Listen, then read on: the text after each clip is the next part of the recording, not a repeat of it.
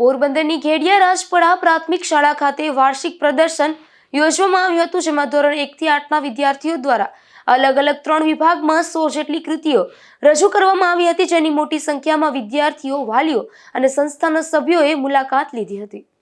પોરબંદરના નવયુગ education society દ્વારા સંચાલિત ઘેડિયા રાજપરા પ્રાથમિક શાળામાં વાર્ષિક પ્રદર્શન યોજવામાં આવ્યું છે, જેમાં ગણિત, વિજ્ઞાન, સમાજ વિદ્યા વિષયને લગતા તેમજ ભારતની અવનવી કૃતિઓ તેમજ મોડેલ રજૂ કરવામાં આવ્યા હતા, જેમાં પ્લેન ક્રેશ, સાબરમતી આશ્રમ, જંગલ, વૃક્ષો બચાવો, સંભાવના, તારામંડળ, ગામડાની સવાર, petrol pump, solar system, cyber securities, બ્રહ્માંડ અને ઓનલાઈન પ્લેટફોર્મ જેવી અવનવી 100 જેટલી કૃતિઓ શિક્ષકોના માર્ગદર્શન હેઠળ તૈયાર કરવામાં આવી હતી.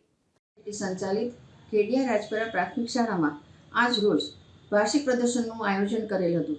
તેમાં 1 થી 8ના વિદ્યાર્થીઓએ અવનવી કૃતિઓ બનાવી હતી, જેમાં ગણિત, વિજ્ઞાન, સમાજ વિદ્યા, હિન્દી, ગુજરાતી આવી અવનવી અનેક કૃતિઓ બનાવી હતી, જેમાં એને પ્લેન ક્રેશ, સાબરમતી આશ્રમ, જંગલ, વૃક્ષો વાવો, બાળચક્ર, તારામંડળ, પવનચક્કી, hospital, petrol pump, solar system, cyber security, GPS, games, online payment આવી બધી પ્રત્યેક કૃતિઓ વાલીઓએ નિહાળી હતી અને બધા વાલીઓ મંત્રમુગ્ધ થઈ ગયા હતા.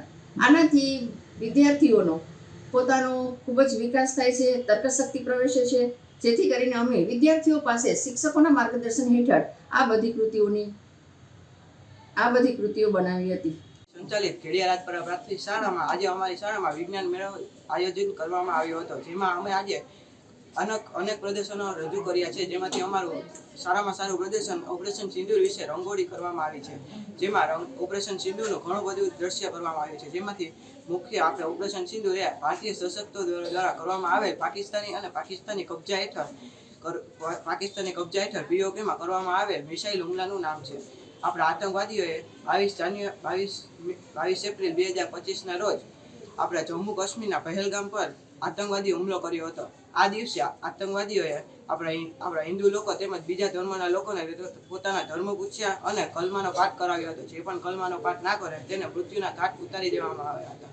પહેલગામ હુમલા બાદ આપણા પ્રધાનમંત્રીએ ત્રણેય સેના એટલે કે વાયુ, જળ અને જમીન તેમજ ત્રણેય સેનાને એકઠી કરી અને ઓપરેશન સિંદૂરનો પાયો નાખ્યો હતો.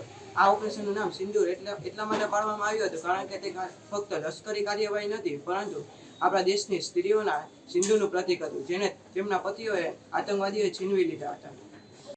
આ પ્રદર્શન નિહાળવા વાલીઓ મોટા પ્રમાણમાં હાજર રહ્યા હતા. સાથે તાલુકા પંચાયતના પૂર્વ પ્રમુખ Samatbhai Odedara, Navyug education society trustee Ramaben Mehta, પ્રમુખ સામતભાઈ ઓડેદરા, પૂર્વ પ્રિન્સિપલ PV ગોહિલ, જિલ્લા ભાજપ પ્રમુખ ચેતનાબેન તિવારી અને ભાવિકભાઈ દિવાણી સહિતના આગેવાનો ખાસ ઉપસ્થિત રહ્યા હતા.